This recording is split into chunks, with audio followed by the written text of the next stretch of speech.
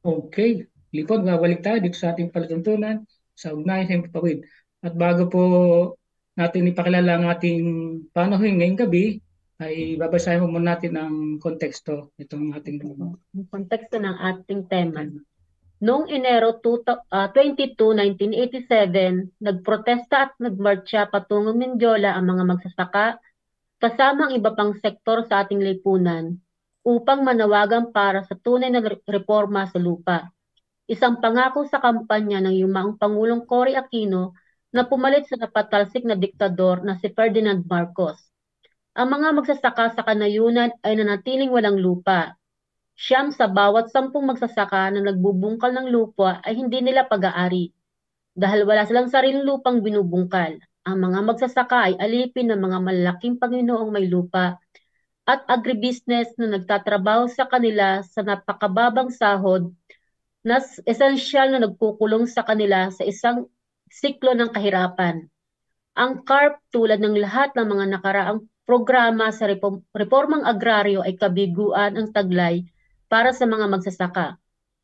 Ang mga magsasaka, benepisyaro ay kinakailangang magbayad ng amortisasyon para sa kanilang ginawad na lupa sa loob ng 30 taon.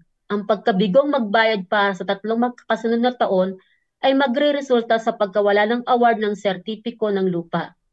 Sa kaunting suporta ng gobyerno, mataas na gasto sa produksyon at kahinaan sa mga natural na sakuna, kinakailangan ng ilang magsasaka na talikuran ng buo ang pagmamay-ari ng lupa. Sa halip na sundin ang kanilang demokrating kahilingan, ang mga militanteng magsasaka ay sinalubong ng mga bala mula sa mga puwersa ng Estado. Ang protesta ay naging isang marahas na dispersal na kumitil sa buhay ng 13 magsasaka at 51 ang sugatan na nakilala bilang Menjola Massacre. 36 na taon pagkatapos ng trahedya, ang lupa at hustisya ay nanatiling mailap para sa mga Pilipinong magsasaka. Walang pinanagot sa massacre. Wala pa ring hustisya para sa mga biktima ng Menjola Massacre. Ang tunay na reforma sa lupa ay dapat isa sa mga pangunahing prioridad ng ating pamahalaan. Malaon ang pinananawagan ng mga magsasaka ang pagpasa ng Genuine Agrarian Reform Bill na naglalayong ipamahagi ng libre ang lahat ng lupang agrikultural sa mga walang lupang magsasaka. Ang pag-alala sa mga buhay na nawala sa Menjola 36 na taon na ang nakalilipas ay pagtatagoy ng patuloy na pakikibaka para sa lupa at hustisya. Okay, ayan po yung ating konteksto at nakakalungkot, no? Dahil batay dito talagang 36 na nakataon na nakalipas pero ganun, wala pa rin nakakamit ng hustisya at patuloy ang problema ng ating mga magsaka, yung kawalan ng lupa at yung pagkasamantala ng mga Panginoong may lupa. So, ngayon pa, papakilala po natin ang ating panauhin ngayong gabi. Isa po siyang leader magsaka. Siya po ay isang Secretary General ng Amihan at ganun din po, isa ang Bantay Bigas spokesperson. Ang ating pong panauhin ngayong gabi ay walang iba po, si Miss Cathy Estabillo. Ma'am Cathy Estabillo, magandang gabi po dito sa Italy at magandang umaga naman po dyan Hello sa po, atin sa Ma'am Cathy. Pilipinas. Ah, Magandang gabi Okay, po. okay, baka po pwedeng makabati mo oo. muna tayo sa ating mga panauhin. Cathy. Okay, oo. Maraming salamat, Lex. Maraming salamat, G. Una, ah, magandang gabi sa lahat na nakikinig sa inyong radio program ngayon, no? Ugnayan sa Himpapawid radio program sa Roma. Napakaganda itong radio program nyo dahil ang tinatalakay niya ay issue at mga kaganapan dito sa Pilipinas. Kung kaya kahit malayo kayo ay alam namin na yung inyong mga puso at kaisipan ay palagi naririto sa Pilipinas. At tamang-tama yung ating tema na pagkumusta doon sa mga biktima ng Menjola Massacre na 36 years na ang nakararaan pero gaya ng nabanggit nung una, gaya ng nabanggit nyo kanina ay 36 ng panawagan ng hustisya para sa mga biktima at ganoon din ay panawagan para sa tunay na reforma sa lupa dahil ito yung pangunahing kahilingan ng ating mga magsasaka noong 1986 na 1987 na pumunta sila sa Mendiola, no, para makipag-dialogue kay bagong luklok na presidente na si President Cory Aquino, pero talagang sinalubong sa halip na harapin sila, sa halip na makinig sa kanilang kahilingan, dahil pangako ni Cory dating President Yumaong Cory Aquino nung siya ay nangangampanya pa lang, ay maging kabaliktaran siya ni President Marcos, ni diktadurang President Marcos. Pero at nangako din siya na magpapatupad siya ng tunay na reforma sa lupa dahil ito yung mga hustisyang matagal ng kahilingan ng ating mga magsasaka. Pero yun nga, ang mga magsasaka nung panahon na yun, 1987, Lex at G ay 2 araw na nagkampo dyan sa Department of Agrarian Reform, kasama tayo noon, no? At nung hindi sila makakuha ng sagot doon sa kahilingan nila at hindi sila hinarap ni dating Yumaong Secretary ng Department of Agrarian Reform na si Hihirson Alvarez, ay nag-decide ang libu-libong magsasaka kasama ang kanilang mga taga-suporta na magtungo sa Malacanang para mismo si dating bagong luklok na presidente na si Cory Aquino ang kanilang makakausap, no? Pero yun nga, sa kasawi ang palad ay talaga naman ang sumalubong sa kanila ay bala, no? Bala kung saan ay yun nabanggit na kanina na 13 mga magsasaka ang napaslang at isa dito ay babae. Kalakhan sa mga napaslang ay mula sa Southern Tagalog, no? Kung kaya taon-taon natin ginugunita ang Menjola Massacre upang ipaalala sa mga mamamayang Pilipino kahit nasaan man sila ng dako, gaya dyan sa Roma, ay itong Menjola Massacre ay isang makasaysayang malagim na nangyari sa ating mga magsasaka. At masasabi natin na sa loob ng sa nagdaang 7 presidente ay nananatiling ito yung kahilingan ng ating mga magsasaka.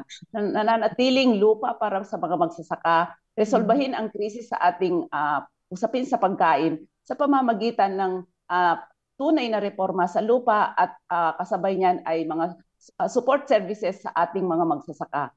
Sa kabila ng mayroong Comprehensive Agrarian Reform Program na ipinatupad ng Cory Aquino nung kanyang kapanahunan, ay itong programa na ito, isang napakatagal na programa, isang madugong programa, napakamahal na programa kasi bilyon-bilyong piso ang inilaan dito para bayaran ang mga Panginoong may lupa para mapasok o maging bahagi doon sa reforma sa lupa, maipamahagi sa ating mga magsasaka. Pero bigo yung Comprehensive Agrarian Reform Program ni Cory Aquino. Hindi nito nabuwag yung malalaking hacienda dito sa Pilipinas. At ganoon din maraming loopholes itong programa kung saan ay kailangan bayaran, gaya na nabanggit kanina, kailangan bayaran ng ating mga magsasaka yung lupa na ipinamahagi sa kanila sa loob ng na kung saan yung may interest, at kapag hindi nakapagbayad yung ating mga magsasaka ng 3 taon na sunod-sunod, ay maririmata yung lupa sa kanila at maibalik dun sa Panginoong may lupa, at yung mga kanilang naibayad ay hindi na nila muling pwedeng kunin.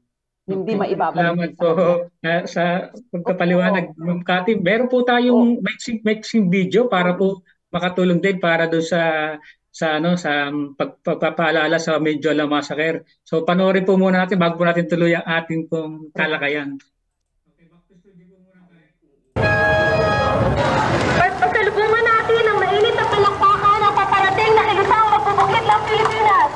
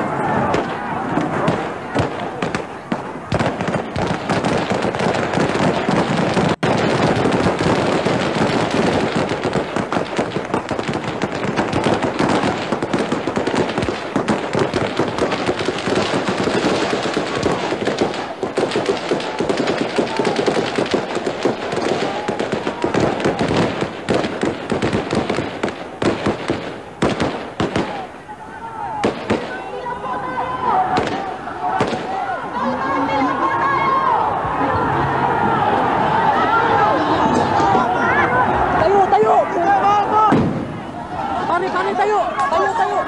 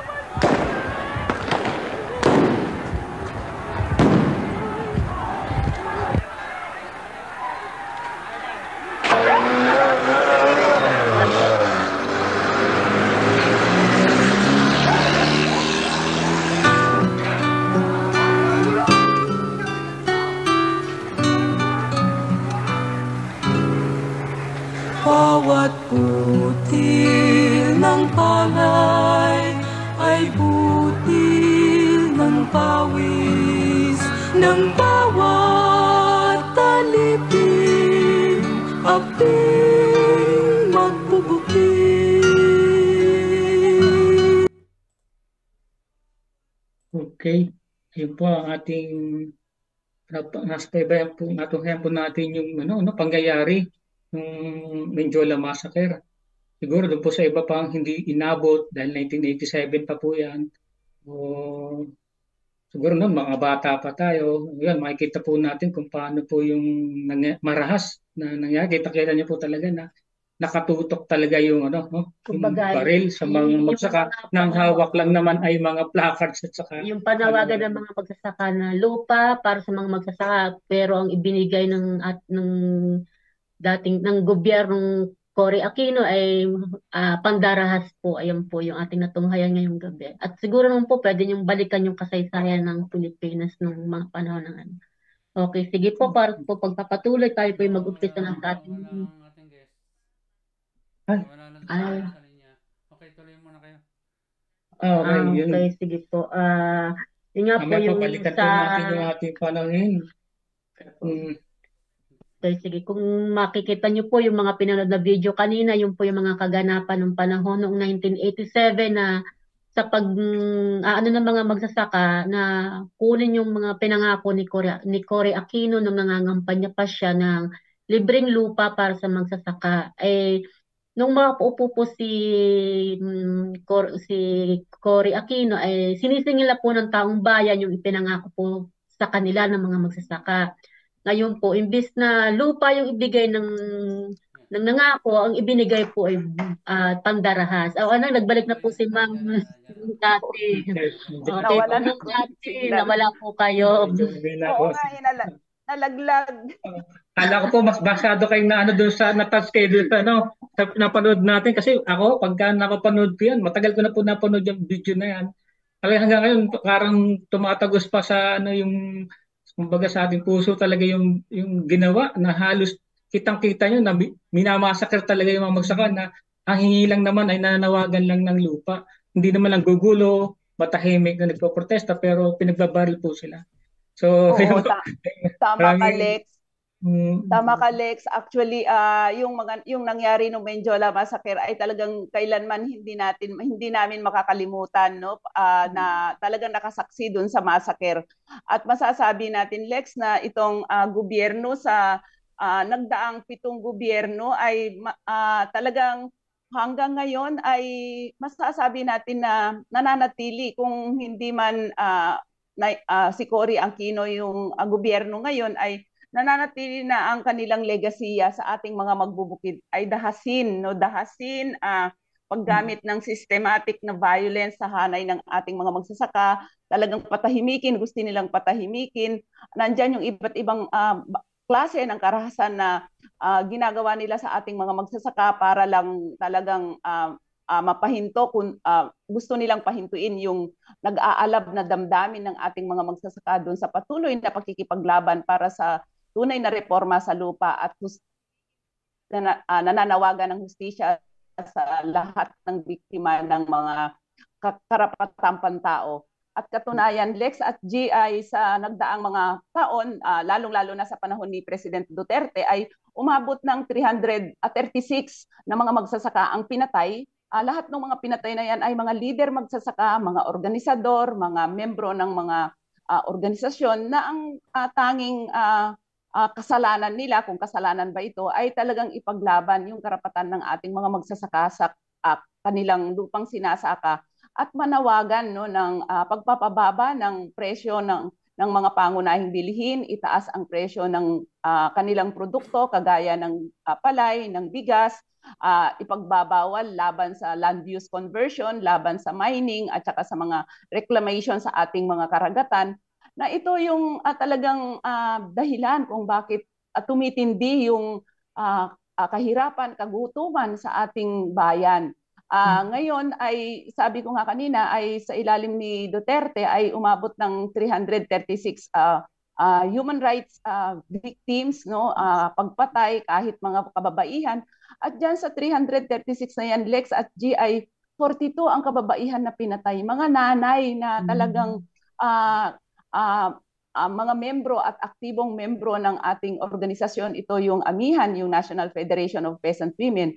At ilang daan mga magsasaka ang patuloy na nasa kulungan, no? Sinampahan ng mga gawang kaso, red tagging, tapos yung mga pagdukot sa kanila,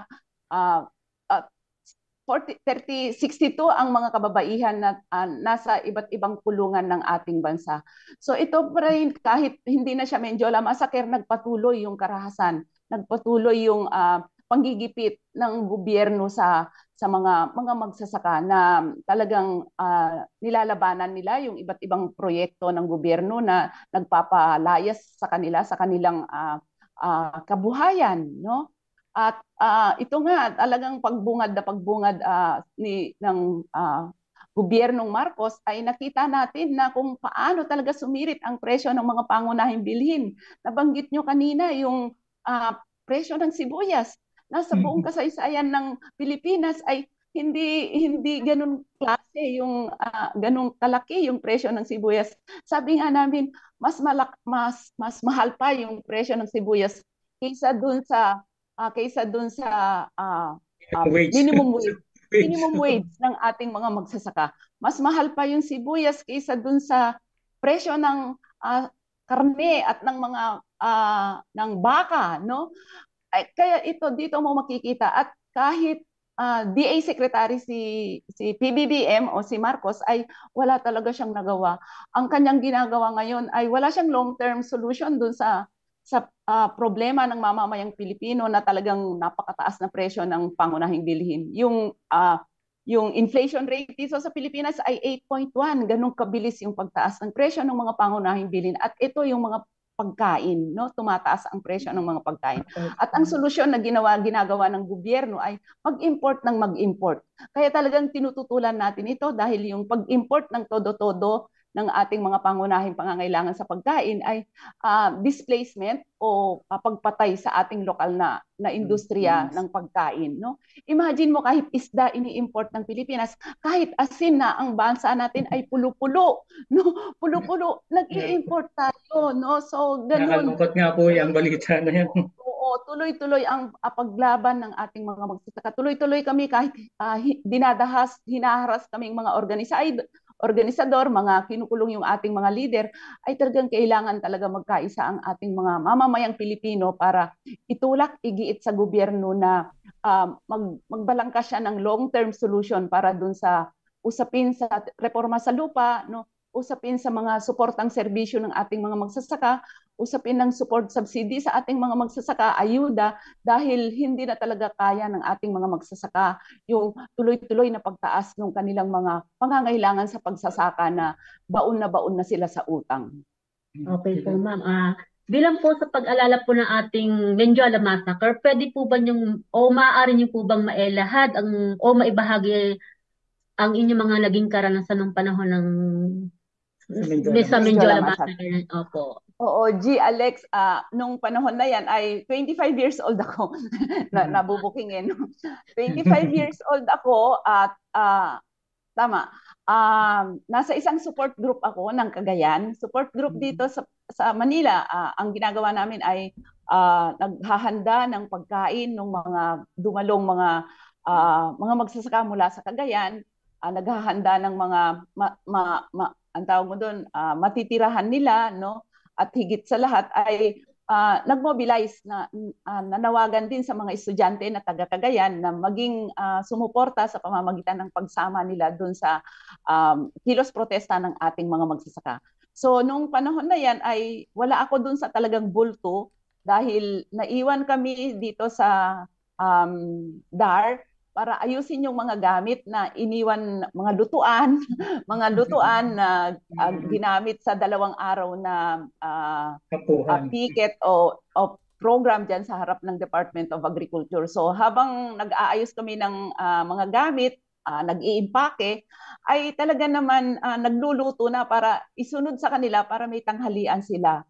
Pero hindi na nga kami nakarating sa Menjola, nasa daan pa lang kami, ay yun, nabalitaan na natin na binuwag at pinagbabaril yung ating mga magsasaka. So dahil hindi na namin naisunod yung pagkain, ay ang kasunod na ginawa na namin nun ay naghanap ng mga pwedeng matutuluyan ng mga sugatan, pag-aayos kung saan ilalagak yung mga patay, no, yung mga biktima, no, yung mga biktima. At yun, tuloy-tuloy no, pumunta kami sa Mount Carmel para ayusin yung kausapin yung mga madre, mga pari, para isang malaking simbahan yan para doon mailagak yung 13 biktima ng Menjola Massacre. So pagkatapos yan ay talagang nananawagan kami ng suporta kasi talagang yung ating mga magsasaka kung saan-saan sila pumunta, hindi nila alam kung saan ang direksyon yung sinuong nila doon sa Menjola nung panahon na yun. So naghahanap ng mga magsasaka kung saan sila sumuot doon sa iba't ibang streets o kalye-kalye diyan sa Manila at nanawagan ng suporta para doon sa tuloy-tuloy na lamay doon sa mga biktima at ganoon din paano maiuwi yung mga bangkay ng mga 13 na pinaslang doon sa Menjola Massacre. So ang laki-laking yan, kasabay nung panawagan ng suporta ay di syempre pagkondena sa gobyernong Cory Aquino nung panahon na yun dahil sa halip na harapin nila ay bala yung isinalubong sa kanila. Tuloy-tuloy na pagkondena at syempre kilos protesta ng iba't ibang sektor ng ating lipunan. Kung kaya maalala natin noon na nung panahon na yan ay nagkaroon ng nanawagan ng peace talk ang gobyernong Aquino sa mga makakaliwang grupo, peace talk para pag-usapan ang ugat ng pagre-revolusyon dito sa Pilipinas. Pero nung nangyari yung Menjola Massacre ay talagang hininto at huminto yung peace talk at pinanagot ang gobyernong Cory Aquino, no? So ganun yung nangyari at talaga naman kailanman hindi habang buhay tayo hindi natin makakalimutan ang nangyari sa Menjola Massacre. Kumbaga lang hingi po sila ng peace talk pero imbes na peace ang ibigay nila, panggugulo pa rin po ang kanilang inumpisahan. Oo. At ganun din, no, tuloy-tuloy yung massacre sa ating mga magsasaka, no, para yung mga lupa na talagang mga napagtagumpayan ng ating mga magsasaka sa kanilang paglaban ay talagang laging nandun yung pangamba na muling mabawi sa kanila, land use conversion at syempre yung kawalan ng lupa ay nagreresulta ng kagutuman sa hanay ng mga pamilya, ng mga komunidad na inaagawan ng lupa at walang nagagawa yung gobyerno dun sa tuloy-tuloy na pangangamkam, pang-aagaw ng lupa ng mga Panginoong may lupa, ng mga developer dito sa ating mga prime agricultural lands. So tuloy-tuloy yung ating kampanya para dito sa kahilingan ng mga batayang kahilingan ng ating mga magsasaka. Okay, so magpapatuloy po na ating patalakayan, Ma'am Cathy. 30 years ago, no? Ano na po ba ang kalagayan ngayon ng pamilya ng mga biktima? Nakakamit po ba sila ng hustisya? Yun nga, Alex at Jean, yung hustisya na yan, napakailap. sa ating mga magsasaka, sa mga biktima ng mga karahasan ng Estado, no? Yung 13 na mga biktima ng Mendiola Massacre, yung mahigit almost 50 farmers na sugatan nung panahon na yan, ay hanggang ngayon ay sumisigaw pa rin ng hustisya. Namatay na sila, no, nakamatayan na nila yung laban para sa pagpapanagot sa gobyerno, ay wala talaga, wala sa kalingkingan, wala sa programa ng gobyerno na bigyan hustisya ang nangyari nung Mendiola Massacre. At hindi lang siya simpleng nangyari nung Mendiola Massacre, kundi tuloy-tuloy yung pangmamasaker sa ating mga magsasaka sa patuloy na pakikipaglaban nila sa karapatan nila sa lupang binubungkal nila. At ayun naman po yun naman po ang kalagayan nating mga magsasaka sa kasalukuyan. Nagkaroon na po ba sila ng sariling lupang sinasaka? Ayun nga laging sinasabi ng gobyerno na kapag sila ay naluklok ay bibigyan nila, ipapamahagi nila yung malalaking lupaing agrikultural, yung mga hacienda sa Pilipinas, reresolbahin nila yung krisis natin sa pagkain sa pamamagitan ng pagpapatupad ng programa sa reforma sa lupa. Pero masasabi natin na nananatiling ang pangunahing problema ng ating mga magsasaka. 70% ng ating populasyon dito sa Pilipinas ay magsasaka. Pangunahin pa rin problema nila ay kawalan ng lupa. Gaya ng nabanggit nyo kanina, 9 sa 10 magsasaka ay nananatiling walang sariling lupa. Kung kaya ito yung dahilan kung bakit ang ating mga magsasaka ay tuloy-tuloy yung kanilang pag-oorganisa, no? Tuloy-tuloy yung kanilang kampanya na talagang itulak ang gobyerno na dapat ang lupa ay para sa mga magsasaka, land to the tillers.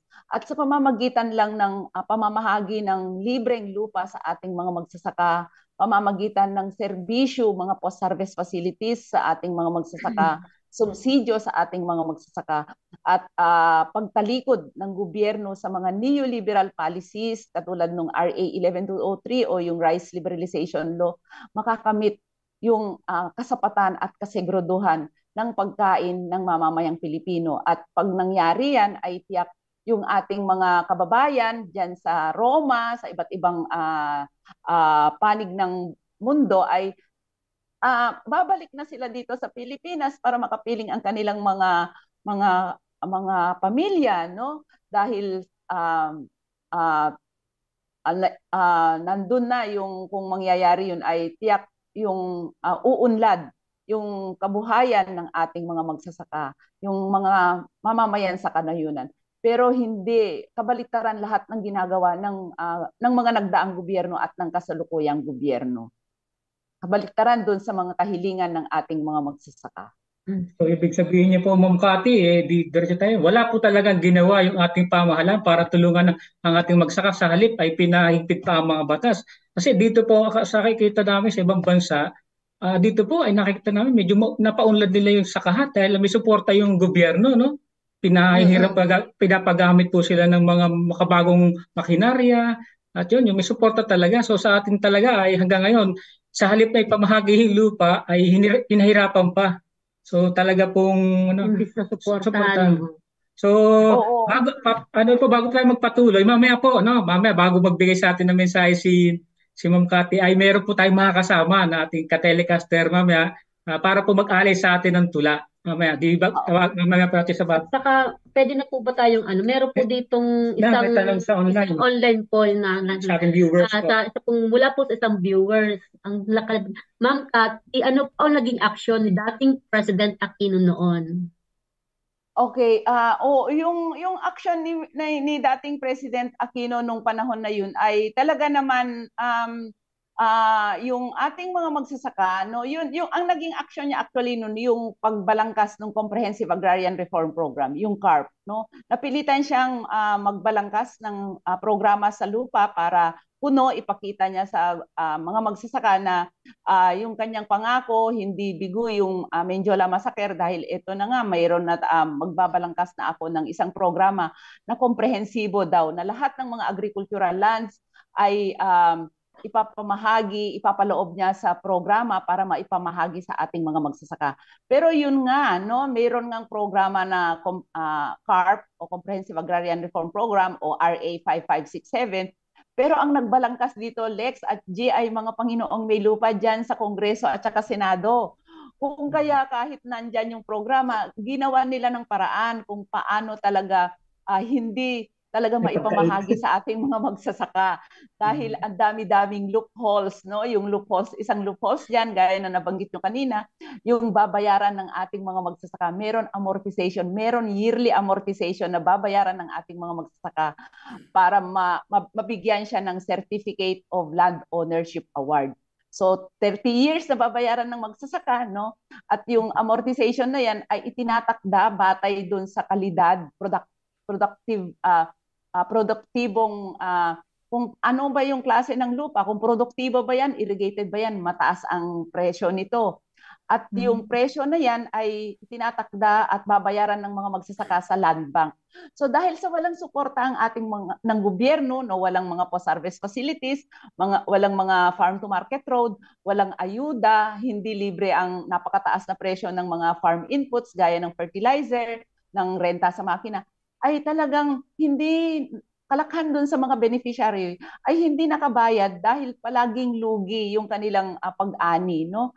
Di ba, ang mga magsasaka, cycle ng mga magsasaka ay mangutang para makapagtanim, mag-ani, magbayad para makapangutang ulit. Oo.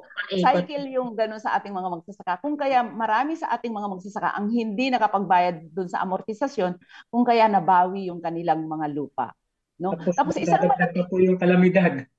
Oo, dagdag pa yung kalamidad na yan na talagang naging bahagi na ng buhay ng mamamayang Pilipino yung kalamidad. Pero hindi pa rin ito talagang komprehensibong nare-resolba ng gobyerno dahil yung kalamidad na yan, yung climate change na yan ay mas pinalalala dahil doon sa mga proyekto ng gobyerno, yung mining, no, walang pakundang pagbimina sa ating mga kabundukan, yung tuloy-tuloy na land use conversion na yung mga prime agricultural lands natin ay ginagawang mga subdivision, kung kaya saglit lang ay magbabahana. Tapos yung reclamation sa ating mga karagatan. Reclamation, libu-libong mga reclamation area na nagpapalaya sa ating mga mangingisda doon sa kanilang mga kabuhayan.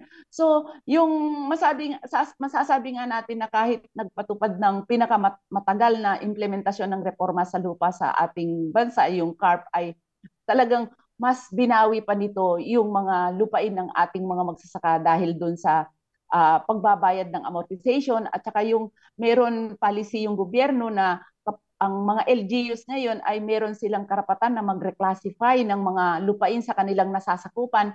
So yung mga LGU, sasabihin nila, oy, hindi na pala produktibo yung lupang to, nawala na ng irrigasyon.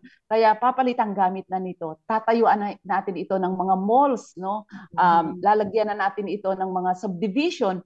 Kung kaya, ganun yung cycle na nangyayari sa ating bansa at ganun din yung cycle, mas tumitindi yung kawalan ng lupa sa ating mga magsasaka. Dulot ng iba't ibang proyekto, programa na ipinatupad ng mga nagdaang gobyerno. Ay, isang malaking halimbawa dito siguro, Lex at saka G, yung karanasan namin dyan sa Montalban kung saan 993 farmers ang nabigyan ng lupa sa ilalim ng Comprehensive Agrarian Reform Program ni Cory. Tapos yung mga magsasaka dyan ay nabayaran na nila yung amortization dahil sa tagal na. Ngayon ay yung dating may-ari ng lupa na Pamilyang Rojas ay binabawi niya hanggang sa dinala niya sa korte, natalo yung ating mga magsasaka. No? Mahigit mga 993 nga yung mga magsasaka na talagang inagaw yung kanilang mga lupa ulit dahil ni-revoke yung kanilang mga titulo, no, at gagawin daw housing dyan sa Montalban. Pero dahil sa pagkakaisa ng ating mga magsasaka, inorganisa natin sila, binigyan natin sila ng sapat na kaalaman na dapat lehitimo ang inyong paglaban dyan sa lupang yan dahil mayroon kayong titulo, nabayaran nyo na yan sa land bank. Kailangan po sama-sama natin ipaglaban, walang aalis dyan at tutulong yung iba't ibang sektor ng ating lipunan sa inyong mga anumang pagkilos na ilulunsad habang sa legal na aspeto ay pupunta tayo sa Korte Suprema para iparevoke yung pagkansela ng inyong titulo. Sabi ng ating mga magsasaka, sa kanila yung titulo, sa kanila yung papel, sa amin ang lupa. Okay. Ma'am, last na po, parang dugtong na tanong po ng isang viewers. Kung ang sabi daw, ang tanong po dito, ipinakulong po ba ni dating Pangulo yung mga kriminal na pumatay na nag-initiate po ng massacre? Yun po ang tanong niya. Kung napakulong daw naman po. May mga ilang napakulong pero hindi lahat. Pero syempre, sino ba ang nag-utos nun? Panahon yan ni Alfredo Lim ng Manila, no? Siya yung head ng CPDO, yung head ng mga pulis doon. At syempre, sino ba yung nagpakulong? Tapos kunwari lang na kinasuhan sila pero walang nangyari, no? Hindi napakulong kasi syempre kahihiyan nung gobyerno yun na ipakulong, at saka nung panahon na yun ay ang mga militar bagong-bago si Cory. Panahon ni Cory nung panahon na yun, 'di ba? Ang daming kudeta dahil gustong patalsikin ulit si Cory. Kaya lahat talaga naging tuta ng mga militar si Cory Aquino na hanggang ngayon nandiyan pa rin sila, Juan Ponce Enrile, no? Namatay na si Ramos, yung ganyan. Kaya wala talagang hindi kailanman hindi nabigyan ng hustisya yung ating mga magsasaka. Okay po, ma'am. Okay. Salamat po. Okay. So, bago po tayo magpatuloy, Ma'am Cathy, pwede nating hingan ng konting tula si Si Cap ma'am. Ditch. Ito, papakilala po natin. Isa na po namin kasama ng telecast na dito. So, husay din natin kasama. Ano po sa atin, mag-aalay po sa ating ng tula para sa paggunita dito sa Medjola Massacre. O Cap Ditch, magandang gabi. Okay. Okay. Magandang gabi Salamat po. Magandang gabi po sa inyong lahat at Miss Cathy, magandang umaga po dyan sa atin sa Pilipinas at sa aking mga kasama sa grupong Dekada 80.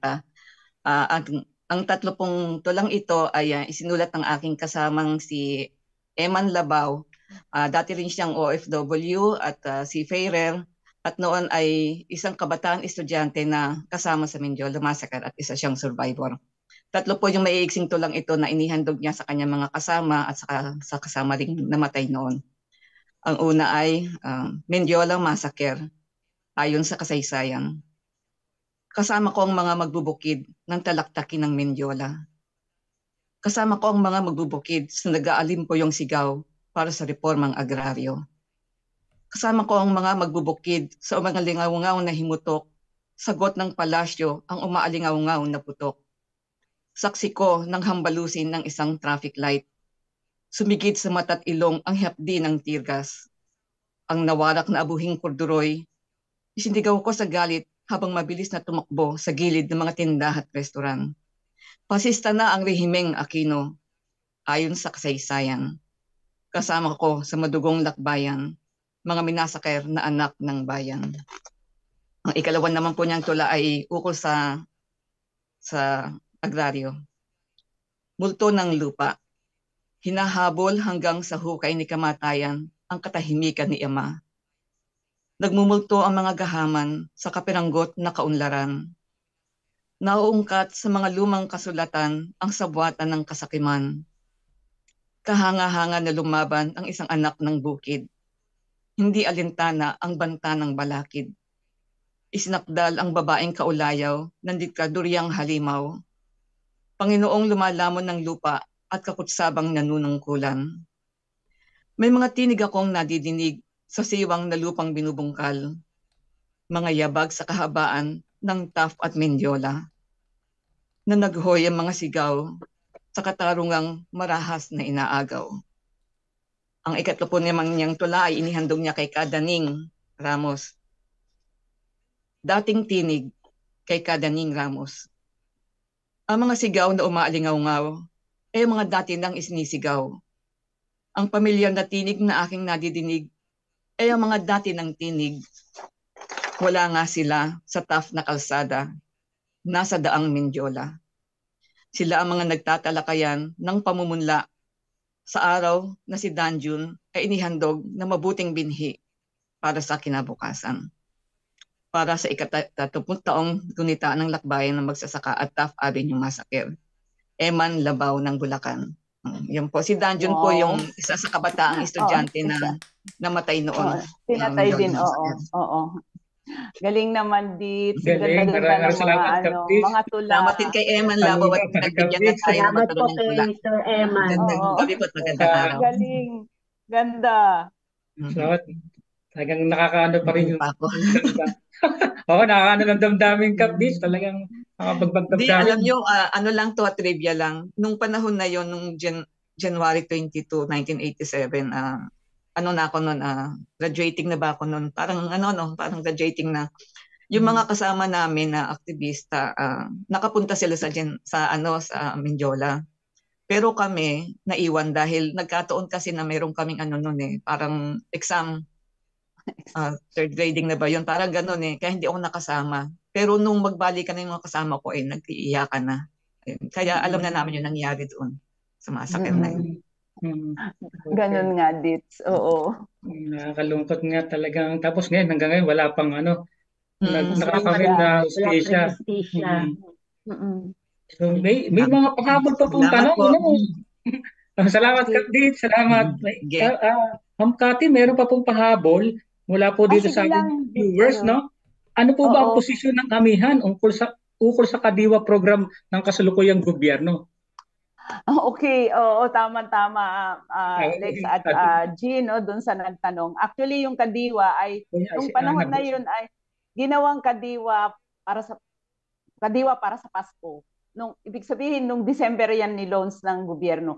Binubuhay ni Marcos, actually, ni Bongbong Marcos, yung mga legacy ng kanyang tatay, yung Kadiwa stores, yung masagana 150 at dati may masagana 99 ng kanyang tatay at ngayon sa kanyang panunungkulan ay masagana 150 at saka masagana 200 kung saan ine-aim niya na yung isang ektaryang lupain ay makalikha o makapag-ani ang ating mga magsasaka ng 150 hanggang 200 kavans per hectare para daw sa attainment ng ating food security. Pero para sa amihan, para sa Bantay Bigas ay yung mga ganun mga pangako ay mananatiling bigo hanggat hindi niya mareresolba yung kawalan ng lupa ng ating mga magsasaka, napakataas na gastos sa produksyon, pag-asa sa importasyon dun sa mga pangunahing pagkain ng mamamayang Pilipino. So yung Kadiwa na yan ay nailunsad nga nung December para daw makabili yung ating mga ng mga mamimili ng murang presyo ng produktong agrikultural at ganun din ay para meron daw venue ang ating mga magsasaka na pagdadalhan ng kanilang produkto.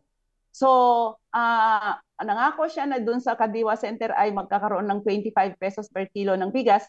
Pero yung pagkukuhanan niya ng 25 pesos per kilo ng bigas ay yung stock ng NFA na napakaliit na porsyento. So, pagkatapos ng ilang araw ay wala na yung 25 pesos per kilo na bigas.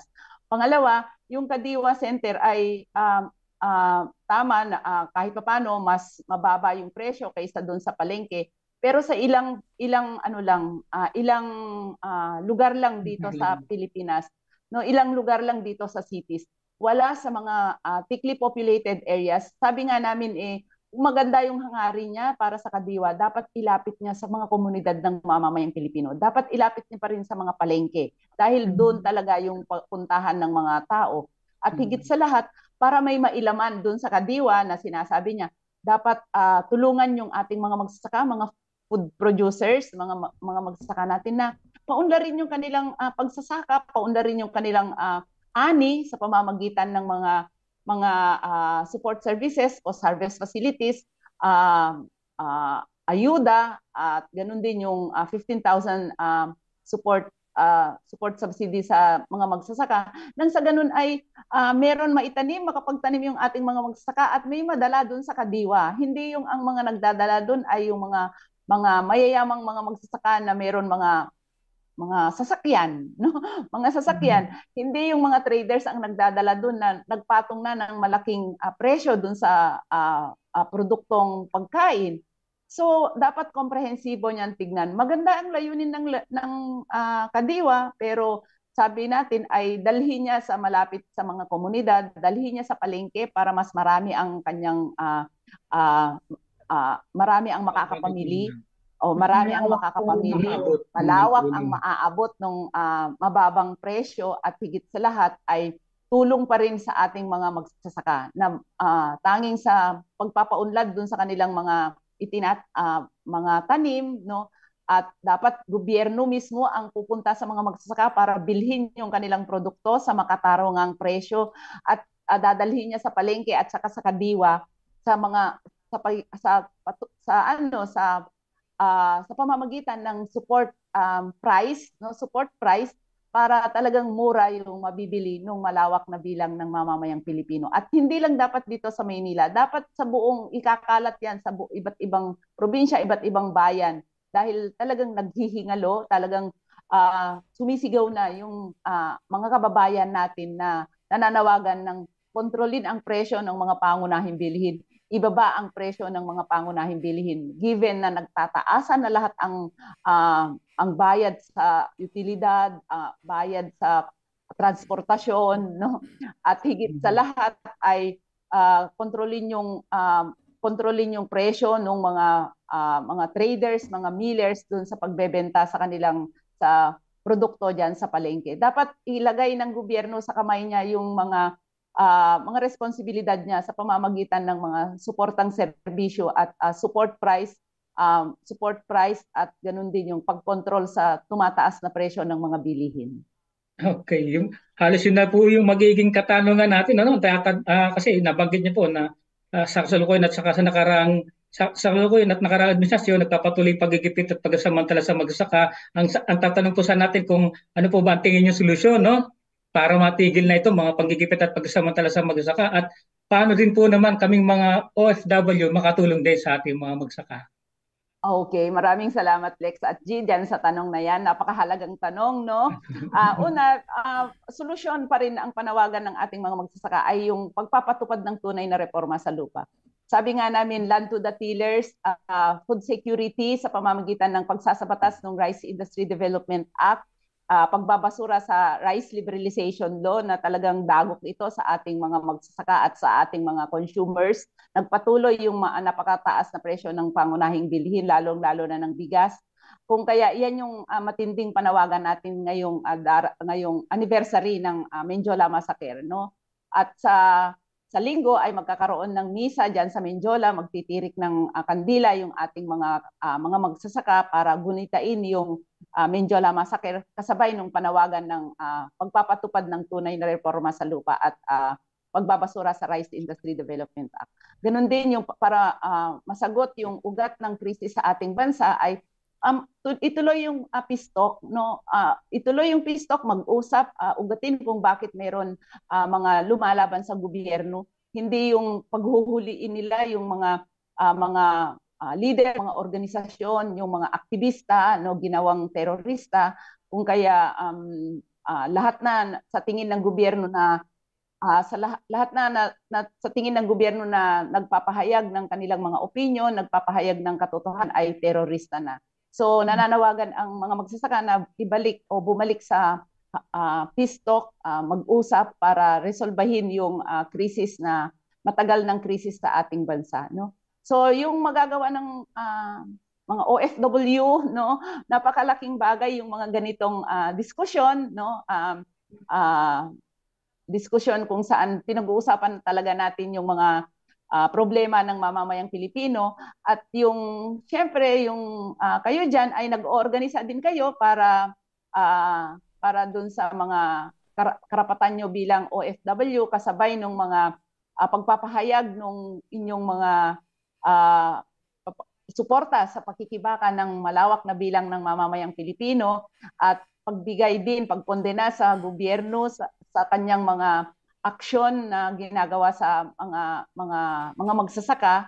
At naniniwala kami na sa pamamagitan ng pagsama-sama ng mga OFW dyan sa iba't ibang bansa ay talagang maitulak natin yung gobyerno na gumawa ng mga programa na para sa kapakanan ng mga OFW at para sa kapakanan ng malawak na bilang ng mga magsasaka at ng mga consumers, no? Alam namin na regular kayo naglulunsad ng forum, no, mga discussion groups para maging update kayo dito sa nangyayari sa Pilipinas at yung alam din namin na talagang sumusuporta kayo dun sa iba't ibang mga pangangailangan ng ating mga membro ng organisasyon dito sa Pilipinas. Napakalaking bagay yan na talagang alam namin kahit wala kayo dito sa Pilipinas ay tuloy-tuloy yung inyong pagmumulat, pag-oorganisa at pagpapakilos sa ating mga kababayan dyan sa iba't ibang, dyan sa Roma particular. Okay po, ma'am. Sige po, dahil Oras na. medyo kapos na po tayo sa oras, pero napaka panahon na ating talakayan. Hinihingi na lang po kami ng mensahe po para sa ating mga taga-subaybay. Okay. Oo, natapos ang bilis ng oras, no? Pero marami tayong nagpag-usapan. So para sa ating mga kababayan dyan sa Roma, no, una, nagpapasalamat ang amihan, ang Bantay Bigas, ang sektor ng magsasaka sa mga inilulunsad niyong mga ganitong talakayan, no? At naniniwala kami na kahit nandiyan kayo ay kaisa namin kayo dun sa panawagan ng malawak na bilang ng mga magsasaka na kailangan resolbahin yung krisis sa ating bansa sa pamamagitan ng pagpapalakas ng ating lokal na produksyon, no? At pagtalikod ng gobyernong Marcos dun sa mga patakaran neoliberal gaya ng rice liberalization law, yung todo-todong pag-import ng ating mga pangunahing pagkain at yung mga polisiya na ini-impose ng mga iba't ibang bansa, no, dito sa ating bansa, sa ating mga economic policies na tanging ang pinagsisilbihan nun ay yung mga dayuhan, no? So maraming salamat sa patuloy niyong pagsuporta at tuloy-tuloy lang ang ating laban kahit nandyan kayo sa ibang bansa ay naniniwala kami na kaisa namin kayo lagi sa ating mga adhikain na paunlarin ang ating lipunan sa pamamagitan ng ating mga pagtupad doon sa ating mga batayang kahilingan. Okay po, maraming salamat po, Ma'am Cathy. Kami po nagpapasalamat sa atin dahil sa pagpapaunlak nyo na panayam namin kayo at sa paglilinaw sa atin, marami po kaming natutunan. Sana sa susunod pong muli ay pagbigyan nyo kami na muli namin kayong papanayam kung kakailanganin namin ng mga issue lalo sa magsaka. Saludo po kami sa mga magsaka, ang pangunahing pwersa sa ating lipunan. Maraming salamat po. Kasama rin po kami sa panawagan na itaas ang sweldo lahat ng mga manggagawa, magsasaka at babaan din po ang presyo ng ating mga produkto. Ayun. Tama. Sige, Lex, G, mag-ingat kayo. Okay po, bye-bye po. Salamat. Okay, bye-bye. Salamat.